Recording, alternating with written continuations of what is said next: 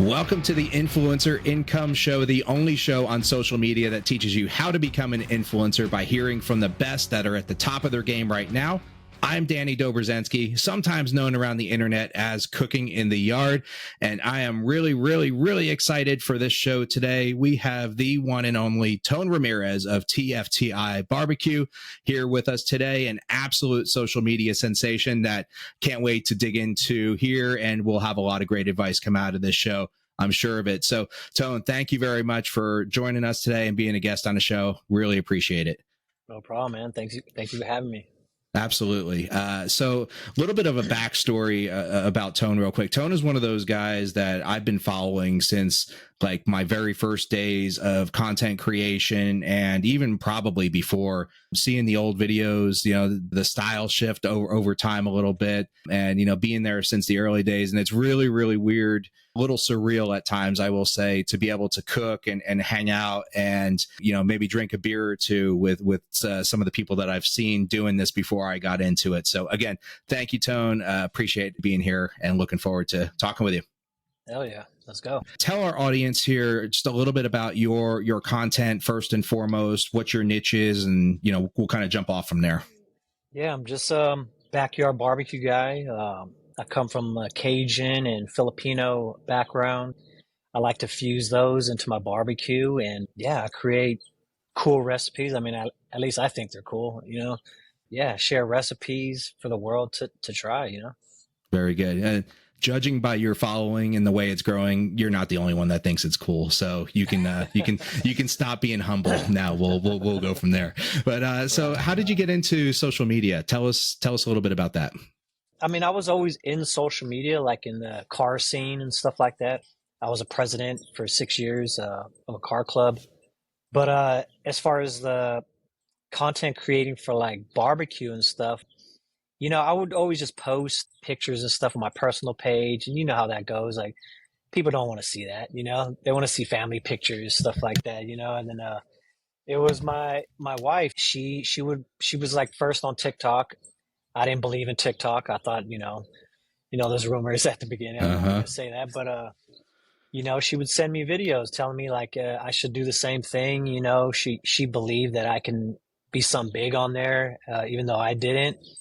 And it took about a year until I finally started posting it. And I created the page back in 2021. And then it just kind of took off from there. Like, I found it fun. And then, started getting creative, investing in a better camera gear and, stuff like that, nerding out, on the camera stuff. And it just kind of took off.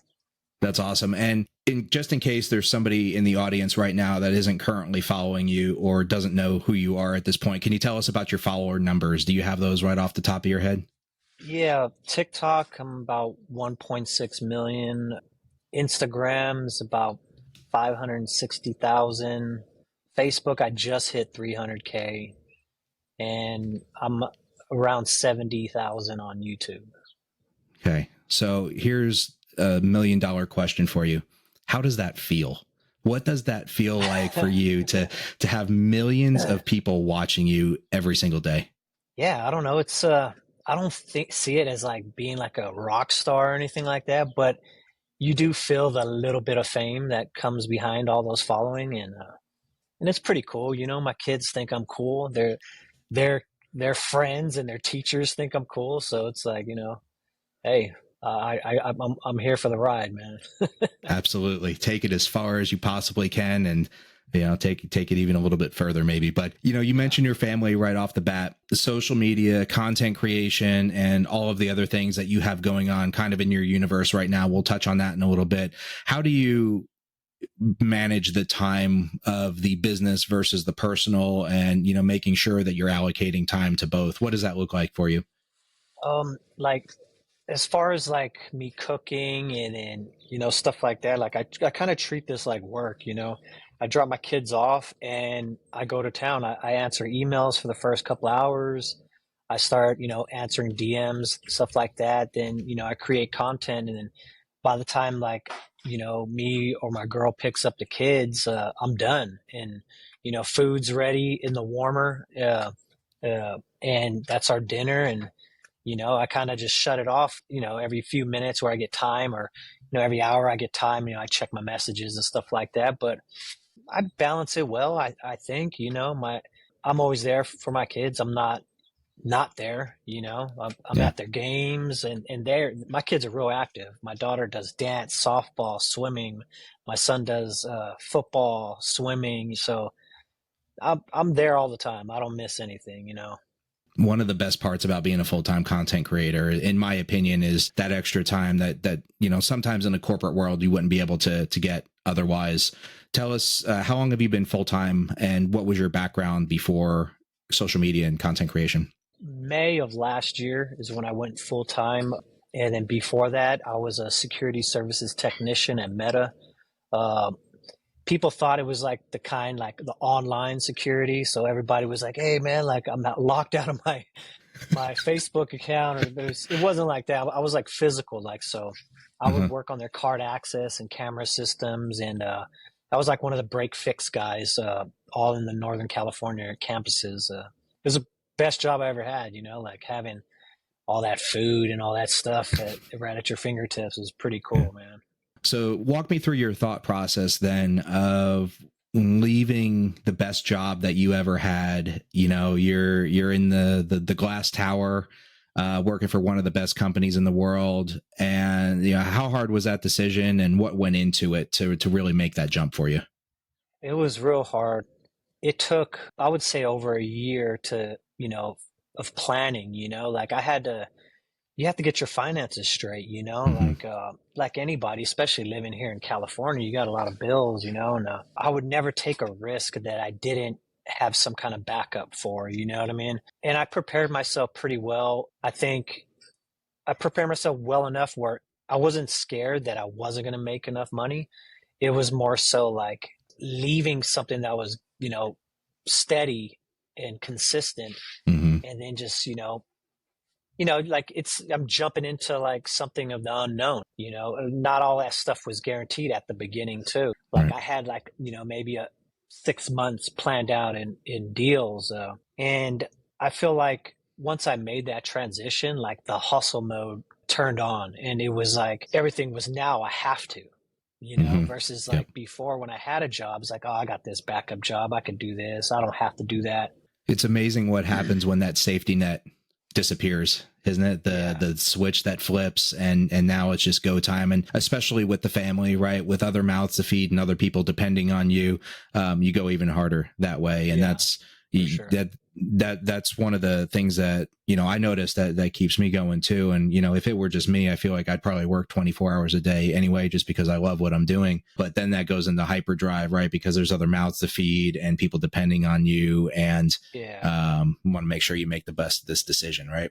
Yeah, and sometimes you got to shut it all off too. You know what I mean? Yeah. Yep. Yeah, That's really good advice too. That is. And, social media is known anyway as there could be some pretty dark places and pretty dark things that are said or whatever at times. And can be a lot of toxicity that you see and exposed to, maybe more than anybody else on a daily basis as well. So that break is always important. And, thinking about your time away. Yeah, definitely. Yeah, you definitely got to separate the two, your personal life versus the social media thing. There's some people out there that like that attention, like to put their personal business out there, for pity, I guess. I don't know why they do it, I'm just not, it's not me, Yeah. And like, being able to turn that switch off is one of the best things about being an influencer, because once you give them your personal business and all that, like you can't turn it off anymore, man. Yeah. Like, yep. They know everything about you. They want more, Yep. Absolutely. There's private. And that's one of the great things about having a niche. I've got to imagine, like the backyard barbecue, where it's, you're not having to record yourself walking down the street and telling a story about the cars that are passing by, right? You've got something that you're creating and that you're showing off, so love it. Absolutely love it. The motivation, the drive, the focus, determination, those are all things that are really, really important for this world and content creation. And if we switch gears just a little bit here, what would you tell somebody from an advice standpoint? Somebody comes to you and says, hey, I want to be an influencer. What's the first thing that you tell them right off the bat? Ask yourself, is that if that's what you really want to do, like, did you really prepare to make that decision, like, Hmm. because there's a lot of work to it. Like, you got to invest in yourself 100% and believe in yourself. You can't just go into this doubting it, like, oh, I think I can do it, Hmm. because now, especially in this niche, it's tripled, since I started as far as people trying to do it. So it's saturated, and you really got to be something different, and you really got to think about what you want your niche to be and how you're going to be different. So I think really thinking about if that's really what you want to do before doing it is real Yep. key. Absolutely. And if you were somehow able to know what you know now, but starting from zero or building something maybe completely different, would you? Or, if you had that job in the cushy office, would you stay there and, understanding the social media landscape as it is right now? Knowing what I know now, Hmm. oh, I would 100% have done it earlier, you know, Yeah. as soon as the internet came out, I look up to a lot of these guys that, started it years ago, Hmm. and yeah, like, I love what I do, man. I feel like I have the best job in the world times Yeah. 10 compared to me working at Meta. Yeah. Uh, Sometimes I feel like I'm retired, in some way, dude. So I would never change this shit for nothing, man. There you go. There you go. Yeah, it's a pretty good world. It's a great world to It be is. to be able to call it your job and do this full time for sure. Going back to the beginning, do you remember your first monetized deal or first sponsored post that you did, or one of your first? Um, it wasn't like, it was one of those things. So it was with a brand called Ukiah that make the fire pits and stuff. That they had gave me a fire pit. They were like one of the first people that, like, to really give me stuff. And then, like, I remember seeing the package and it said like influencer package or something. I was like, holy shit, I'm a freaking influencer, man. But they had gave me that, and they had gave me this.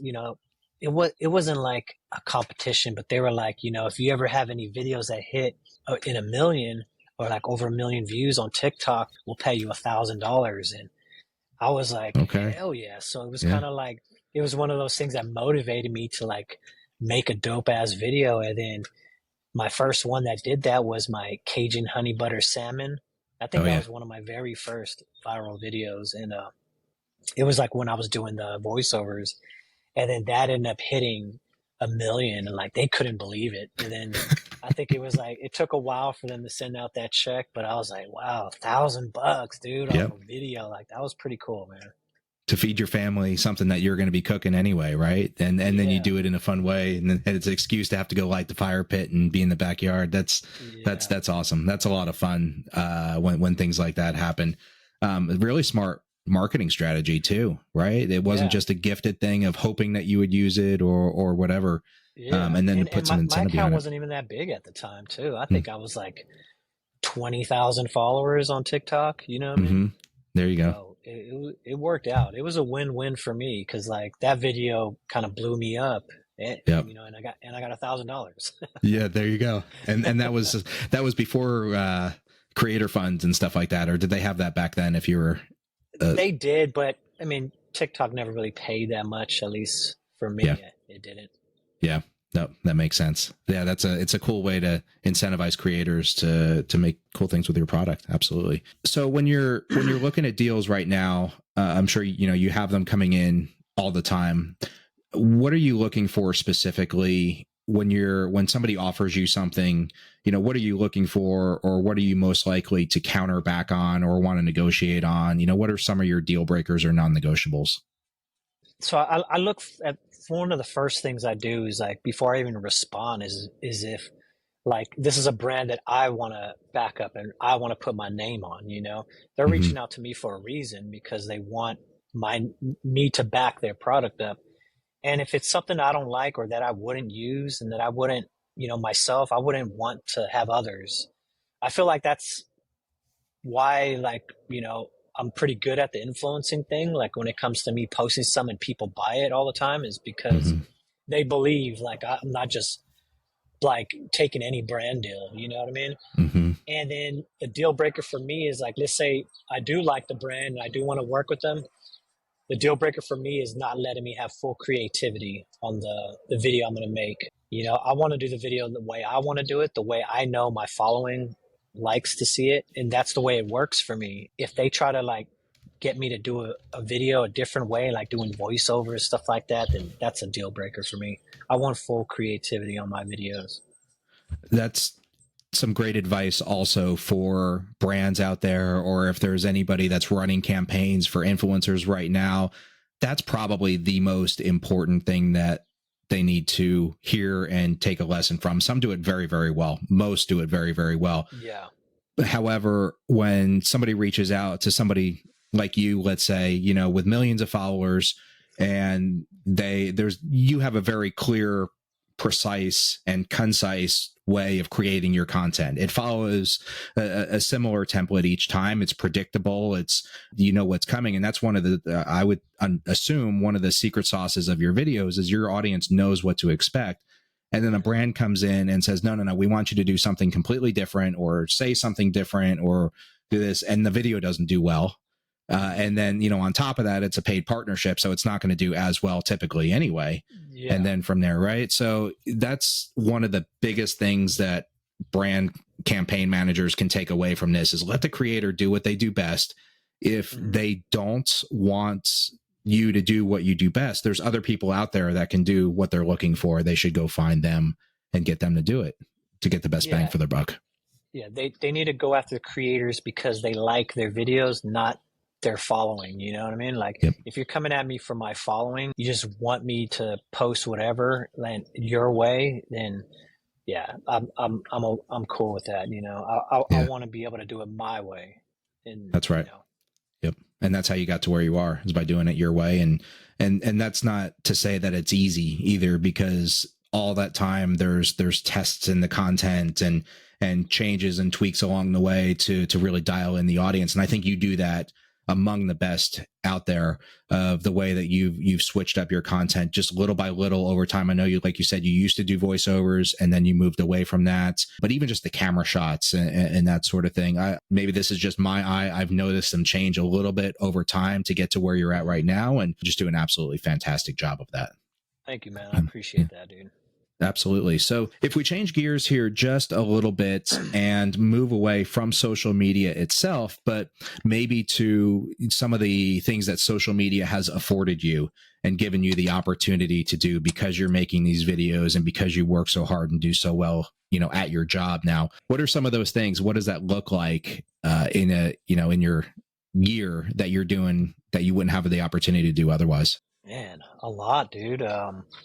I'm able to have my kids do all these after school activities and being able to afford all that. My girl, she's able to work part-time now. She's going to go full-time just working for me come January. So that's awesome. That's awesome, you know, and, being able to take my family on vacations, man. I go on a lot of vacations. I don't know if you noticed, man, but you got to with this, because, you know, like I get stuck on, you get stuck on your phone all the time, you know, and when I go on vacations, I like to break off that, break away from it. And that's one of those things, man, like, is getting away from it all sometimes, and being able to take vacations where I want to go, and, doing all that. It's amazing, man. That's great. That's amazing. And if we move to more of the professional side of it, there's personal and professional to everything that we do, right? We've talked about that a bunch. Some of the events and the different brands and, people that are flying you out places to do different things. What's been your favorite so far? What do you look forward to doing maybe every year or doing again? I can't wait for the Key West, the Rub and Tug come August. That was amazing.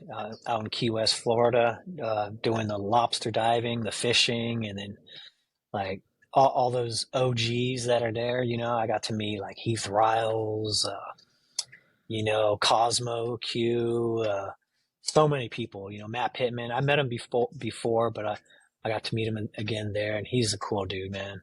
Love that guy. Nice. That's awesome. it was just being able to rub shoulders and elbows with all those OGs, at an event like that in Key West, and Yeah. then them themselves are saying like they never done anything like this. So Yeah. that's one of those ones that I look forward to every year. That's That pretty and then awesome. and then the Texas meetups too. Those are Hmm. super fun. Like The like live because fire there's so, cooking. yeah, because there's a lot of us that we're all like, part of the barbecue family, like not like circle or whatever, but kind of like our circle. But being able to just hang out there for a weekend and just cook and shoot the shit, like I Yeah. love that. The camaraderie Yeah. amongst the creator community is really just, it's incredible. And a lot of that comes from, you've got people from all walks of life, all over the country, all over the world in some cases, doing the same things, and kind of going through the same things at the same time too, right? The ups and the downs of the business and so forth. So, it's, people have a lot to bond over, and getting together, with your buddies a couple times a year to cook and hang out, and sometimes feed other people, sometimes feed yourselves. It's a lot of Yeah. fun, and it's definitely worthwhile. Yeah. What about you, man? I know this is about me, but like, what's one of your favorite things you like to go, like every year you look forward to? Yeah. So every February, I go out to California for this party that this guy has in his backyard. I am lucky enough to get the invites. That's the I in TFTI for Tone's birthday, and it seems like it grows every year, right? There's what, 20 or 30 people, 40 people that go and cook and hang out, and then there's more that come over for the party, and 3 days, 3 days of standing around a fire. We cook and we eat basically everything that showed up on Noah's Ark. There's gators and goats and pigs and cows and Yeah. octopus and seafood, and you name it. That wasn't even the tip of the iceberg there. So heading out that way is a highlight of every year that I can look forward to. And then, there's the other events that come up throughout the year. Last month I was at the Kentucky Derby cooking with Oh Steph yeah, from that's right. Yeah. 406 Barbecue. And Yeah. man, what a time that was. I can honestly say that I don't think I've ever worked as hard over the course of a weekend. It's more hours on my feet, etc., cooking the barbecue there. But I don't think I've had more fun cooking either. It was a blast, Yeah. and experience and everything. And that's one of the things that I found personally from cooking in the yard, that there's so many things that I've been lucky enough to be given access to. Like, I never thought I'd go to the Kentucky Derby. I never thought I'd go to a NASCAR race for free, be flown Right. different places. Sometimes there's expectations involved from a brand, but oftentimes there's not. It's done as a thank you. And, those types of experiences, aside from, largely, Tone, what you've covered of the time with the family and the freedom that it gives you, those are definitely highlights for me that I've been, lucky enough to have. So that's what I look forward to. So when you look ahead in the next year or so, or 5 years from now, or even longer, maybe, what are some goals that you've got set for yourself? Maybe other projects that you're working on that you may be able to share, not right now, but what's the future look like for you? I'm currently in the stages. Like, I'm halfway through it, but not a lot of people know about it. But my cookbook, that'll be out Nice. by May next year. Awesome. It's the same authors that did the Derek Wolf's cookbook and like Very cool. Brad Pro's cookbook. So Congrats. looking forward to that. Thank you, man. Thank you. I didn't really want to do it. I turned them down a few times. I felt like I kind of regret it. I wish I did it just to got it over with, because it's a lot of work. But I'm It's a kind of, tremendous amount of work. yeah, like the thing that's motivating me to do it is for my mother. She was a big cook and she used to collect cookbooks. So I feel like she is just gonna like roll over in her grave once that comes out, man. It's amazing. It's such a great story to be able to do something that's going to be around forever, right? Yeah. That's never going away. Like, it's not gonna ever be gone. And it's a lot of work, takes a lot of time, but it's all worth it. Congrats, man. I'm happy for you that you're getting that done. Thank you, man. I appreciate it. That and I have a sauce coming out, and I want to work on my seasonings. I already have like a bunch of them that I've tested myself. I just got to get the ball rolling for those. But one of the biggest things I want to do, like I would say in the next 5 years, is get out of California. I'm ready to go to like Texas, man. I knew you were going to say Texas. I knew you were, yeah. The income tax is a little bit better in Texas, I understand, than California, among probably some other things. It is expensive out here, man, especially in Northern California, dude. Right. And, again, as a content creator, right, you're not going to be making any less money. The brands aren't going to pay you any less because you live in some place that's less expensive than California. So, exactly. that all works out. Take it from a guy that knows firsthand of living in a place with a low living expense is it's pretty good place to be. So hell yeah, man. That's what I can't wait for. Yeah, that's awesome. I know you did a video recently with your son in there, affectionately known as a Little Invite from one of the birthday parties, where he showed up, did a little cameo in the video. Does he like doing that sort of thing? Are the kids into it? They out there with you? Yeah, whenever you see it, because they made it in a bunch of videos, a lot of my old ones, and that's all them. I don't force anything on them. They come up, they're watching me. Like I see them on the side of my eye. I'm doing the bite shot, and then they're like, I want to try it. I want to do the bite shot, and I let them. And then if it works out, cool. Then I put it in the video.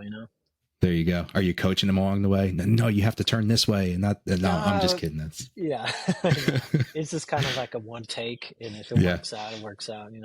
Well, that's part of the fun of working with the kids too, right? If they do something cute, then it's a kid, and you put it in, and it works out all the same. So that's really cool. So we've talked about your upcoming cookbook. We've talked about the sauce and the seasonings line. Is there anything that's going on right now that you would like to promote or to talk about that you've got working on, or you want to get the world to go check out? No, nothing right now, man. There's just a lot of things in the works I can't really talk about. A lot of big things with my YouTube too. You're gonna see a lot more long form. You know what? I can speak on that. Like, I'm doing some stuff with Char Griller. That'll be long form. It'll be like 10 episodes. Very cool. That'll be on YouTube, and and then that's kind of like my focus now is trying to get more long form content out on my YouTube and start monetizing on there more. Like I just became a YouTube partner, so I'm starting to get monetized on there, and I definitely want to just go hard on that. Mm-hmm. Yeah, there's good monetization still on YouTube, where it seems like at this point some of the other platforms have fallen off, and who knows with the impending things that are going around with TikTok right now.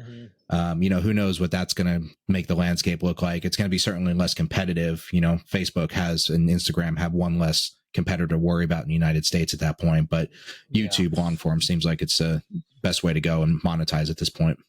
Yeah, for sure. I mean, YouTube is where all the big money's at. You know what I mean? Like you can only be on there and be big. There's a lot of creators that I know that are like that. Like Jeremy Yoder. Like he has a decent following on other platforms, but his main platform that he focuses on is YouTube. That's kind of what I want to do. Like I already established myself in all the short form platforms, and I'm taking on YouTube right now, really trying to push hard on that.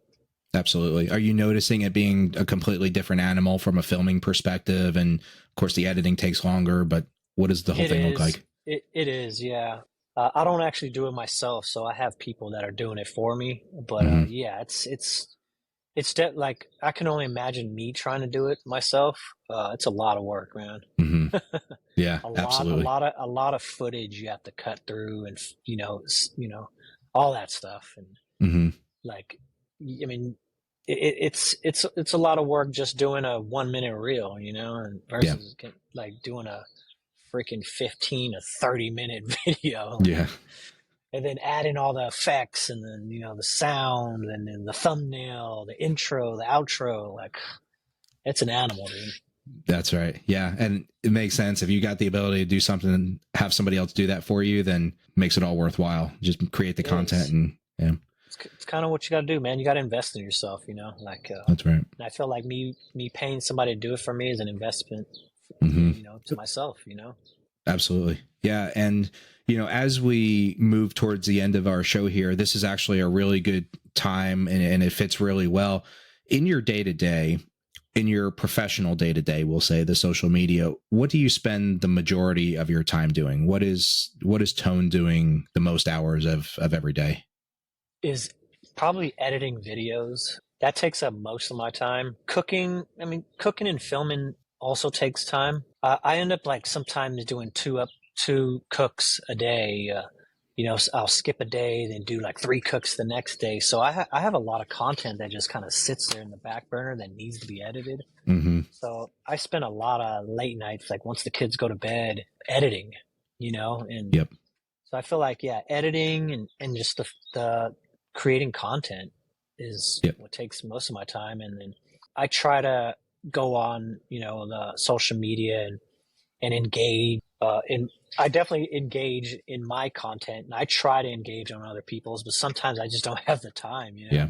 I don't have the time to scroll. Like, Yeah. I want to answer my messages that I need to for my following and DMs and stuff like that, and then sometimes that's the only time I have, and then I log off, and then I'm either editing or I'm doing shit with my kids and my family.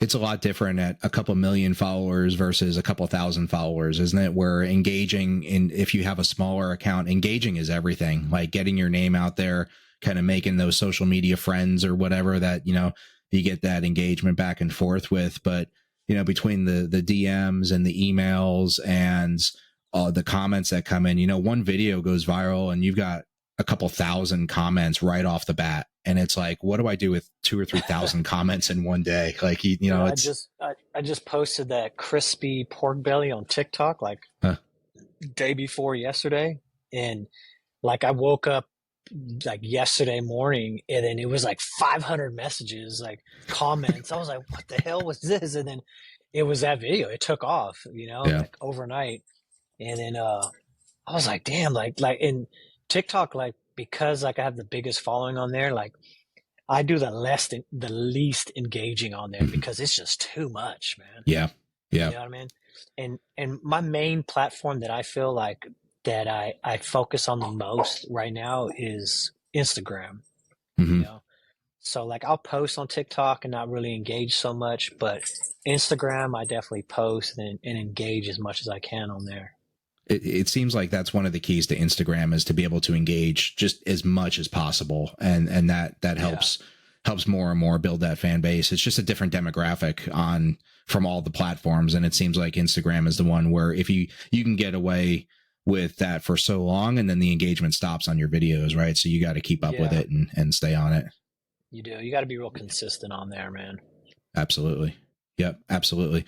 Well, Tone, we've talked about a lot here. We've covered almost everything. I've got one more thing for you, and you probably know what's coming here. Can I get you to say it? Can you look into the camera and say it for me?